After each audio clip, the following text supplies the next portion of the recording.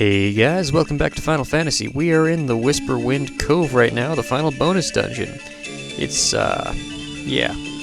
Tiamat's defeat in the Flying Fortress has shattered the seal on our cavern. The cavern. She must have sealed it out of fear of our forebears' powers. I didn't realize Tiamat was a girl. Anyways, this is the Whisperwind Cove. It's got 40 randomized floors. This one's based on a marsh cave. There are a few others like it. But more importantly, there's a boss every 10th floor, which means we don't have to actually do this dungeon multiple times, which is great because it's rather time-consuming. And if you didn't guess by the previous bosses, it's all based on Final Fantasy VI, which I haven't played yet, either. I haven't played 5 or 6 yet. Also, we got ambushed by Skuldiers. Oh god, they're gonna kill us all! Or do the thing. Earlier we found a golden apple a second ago, which restores our health by 10. Or one person's health. We're not going to use it just yet, though. And this next floor is based on the Earth Gift Shrine, which is a little weird, I think. But whatever. Maybe there's a map in Final Fantasy VI that's like this. I don't know. There are a few chests, though, like another silver apple, which are always great for buffing people up, you know? And then up here there should be one more chest. The Hermes shoes, and I think that's it for this floor. We actually get through 10 floors in this episode, which is kind of awesome. And then this floor is modeled after the Flying Fortress. Yeah, that's about it. There are some chests, though, like that one, which has something we can't hold, because I keep buying 99 of every item that I can. But here we've got to go around this way and up to get to the first room with a possible chest in it, but it has nothing in it, which is sad. But it's okay, because, you know, we're already, what, 3 floors in? And we're like 2 minutes into the video. There's one more door here with another item that we can't pick up. It happens a lot right now. I just realized Coffee has 999 health and 999 magic, like, maxed out to the max. And I think Tadpole has max MP, and Ryuko and Fooper also have max HP, so Ryuko needs more magic. Ryuko needs more magic, Tadpole needs more health. And we're working on that little by little. And there's one more room here. You can see the exit up above, but there's nothing in there, so we're just going to head up to the teleport staircase thing. And this is one of the unique floors of the dungeon. Basically, there are a bunch of fairies here, and I actually am going to talk to one of them after I battle someone.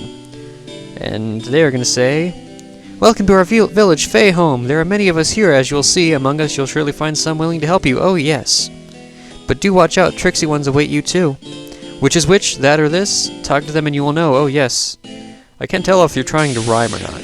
But anyways, the gimmick of this map is these fairies. If you talk to one of them, they're either going to be a good fairy or a bad fairy. The good fairies will restore your health and magic to maximum. The bad ones will take it down to 1 point, or reduce all of your magic. And that's not fun when you have, you know, random encounters going on at the same time, so depending on how far into the dungeon you are, it's better to just kind of ignore everyone and head to the exit. Pick up some chests along the way. And then you have to talk to the last fairy at the end of this little pathway here, who's going to make a reference to something very annoying, you know, as soon as she stops pacing. "Hey, listen! I found a hidden staircase while I was playing!" And there's the exit. Let's never come back here again. Okay, this is one of the floors based on the lava caves. It's basically entirely full of lava, just about. And what's kind of interesting is I have the Nintendo Strategy Guide official one, and it recommends using the very small amounts of actual floor to get in battles to use healing items, because it's a way to save items and stuff like the healing, like the healing staff.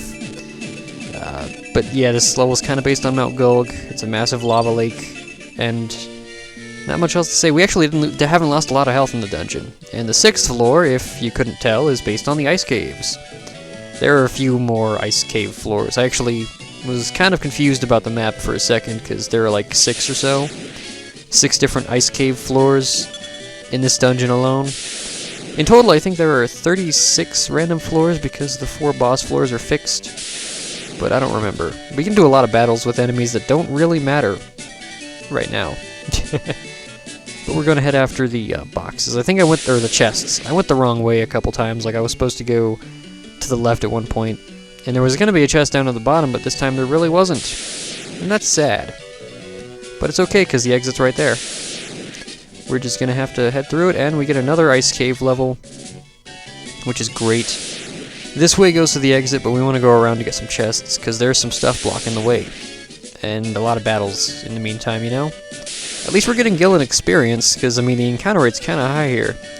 And we have more of those damaging spiky ice floors. And then another chest that we can't do anything with. It's kind of sad. In fact, the next chest we pick up, I actually forgot there was a sound effect that goes along with getting an item because we had so many empty chests. And I just kind of, like, got confused for a second. And I was like, what is that noise? But yeah, I think that's all the chests we can get on this side, so we have to head back to the little exit area. And, yeah, get to the next floor. I can't remember if it's another ice floor, but it might be. But this is a lot of battles, like, jeez. It's a good thing you guys don't have to see this, because it's all a bunch of black goblins and wild knacks. And yep, one more ice floor. It's okay though, because it's a bit smaller, I think. Or I'm wrong. But up here we have something else. Oh, there's something else I did want to kind of mention, but I keep forgetting to. In that there's a PSP version of Final Fantasy that has another 5th bonus dungeon called the Labyrinth of Time or something. I've never actually played the PSP version, but I thought about doing that for this this playthrough. Also, I just went the wrong way, but I'm probably not going to, because that would involve me playing the game again, and I'd rather not at this point, because I'm getting really close to the end here. But that's something that was like on the table for me, was doing the I think it's called the Labyrinth of Time? I don't remember though. But it has like another boss that who gets stronger if you fought more of the fiends, basically. It's hard to explain because I haven't actually played it, but we're gonna heal up a little bit here and move ahead. And I don't know why I'm going back up. I forgot that I opened this chest up, and yeah. So we're just gonna head to the exit, I think, which is down here. Yeah, you can see it over there in the corner, or the side. But you gotta go past this little platform, whatever thing. And there's one more floor I think we have to visit before the 10th. Yep, and it's another Earth Gift floor. It's also a little bit mazy, if that makes sense. We found a Turbo Ether. We don't really use those. They restore 150 magic, but we have no use for them. And there's a big rock wall that we have to find a way around, but first we're going to grab some chests. There should be one down here. There's like a room right here. And it has... We can't hold it anymore. Never mind. That's disappointing. Like, I feel bad because I almost feel like I'm missing out of items, but I know that the fact that I can't pick them up means I have max capacity, so I have no reason to. But still, there's a White Fang. And I think that's the last chest in the bottom area of the map, so we're gonna head up around past that rock wall up here. And I think there's one more chest room on the other side of this. But this is also the way to the exit, so I decided to do it last. Yeah, in this room. I went the wrong way again. The map isn't very clear about what's, you know, walk-throughable. And we found a lot of gil. 14,000. I mean, it's not a lot compared to what we have now, but it's a lot. You know? Because gil is nice. I'm kind of blabbering right now, but I think we're at the 10th floor. Yeah, this is going to be a boss floor. It's modeled after the Flying Fortress. And the boss here is a little weird, honestly. At least I think so. But we have to go all the way around this awkward pathway to get to him. And down and all the way around, and there's another weird arrow pillars, and there it is. So we're going to go ahead and heal up to max. All the way. Using high potions, because screw it. I don't know why I canceled out and... yeah, I was switching back to potions instead of high potions. And then I save, because saving is smart. Fungi! Okay, this is Typhon. Typhon has 10,000 health, which is kind of a joke at this point. But it's also weak to ice. However, at this point it might be easier to just use Flare instead of ice spells, because we have the Judgment Staff. Actually, we have 2 judgment staves, technically, because Tadpole has one equipped as a weapon, and then we got the other one from fighting the, I think it was, Atomos? I don't remember, though. But we're doing our regular temper and stuff. I realized I have an item that casts Invisora when I was fighting Omega, and I figured I'd have Fooper use that instead of having Coffee cast Invisora and Protera. So now I'm spending another round buffing, but I'm having Fooper use the Judgment Staff because I wanted to do a little bit of damage. You know? This fight actually doesn't go very long. Like, compared to other bosses we fought, it's pretty easy. And Flare does about 300 damage, which isn't great, because in a second we're going to be punching the hell out of this guy and doing a little more. Because Fooper's awesome with that. I also cast Blizzara, which did about 300 damage as well. And then I realized Typhon can do Snort, which, you know, scares me. I didn't expect him to knock out Fooper in one hit. So now we gotta work on restoring him before we can focus on punching. But stabbing is good. Yeah. I think this time Flare did 600 damage. I think the spell is stronger than the item for some reason, or maybe it's based on the user's intelligence stat. And Typhon tried to snort again and missed completely. Ooh. So we're gonna do a quick re-hasten and re-temper and re-invis, or re-protect for Fooper because he got knocked out, so he lost all his stats. Or his buffs. That's the word. Buffs. And now, luckily, all 3 of them went to do that before him, so he got, you know, the maximum quota of attack power with that, because I guess we got lucky. And I'm gonna cast Flare again, I think, soon. No, I'm gonna do Blizzaga first. And Invis for Fooper. Because, yeah. Okay, cool, Ryuko's dealing about 900 damage, that's not bad.